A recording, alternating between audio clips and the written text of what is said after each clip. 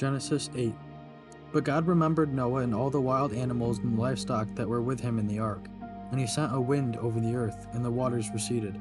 Now the springs of the deep and the floodgates of the heavens had been closed, and the rain had stopped falling from the sky.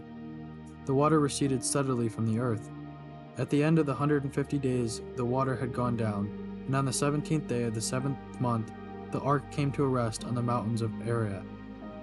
The water continued to recede into the 10th month, and on the first day of the 10th month, the tops of the mountains became visible.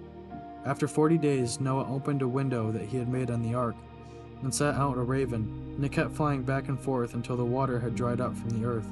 Then he sent out a dove to see if the water had receded from the surface of the ground, but the dove could find nowhere to perch because there was water all over the surface of the earth. So it returned to Noah in the ark. He reached out his hand and took the dove and brought it back to himself in the ark. He waited 7 more days and again sent out the dove from the ark. When the dove returned to him in the evening, there in its beak was a freshly plucked olive leaf. Then Noah knew that the water had receded from the earth. He waited 7 more days and sent the dove out again, but this time it did not return to him.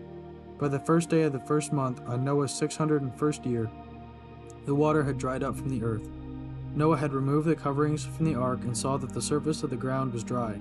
By the 27th day of the 2nd month, the earth was completely dry. Then God said to Noah, "Come out of the ark, you and your wife and your sons and their wives.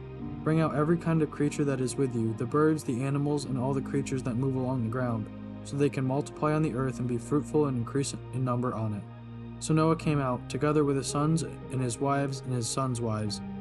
All the animals and the creatures that move along the ground, and all the birds, everything that moves on land came out of the ark, one kind after another. Then Noah built an altar to the Lord. Taking some of all the clean animals and the clean birds, he sacrificed burnt offerings on it. The Lord smelled the pleasing aroma and said in his heart, "Never again will I curse the ground because of humans.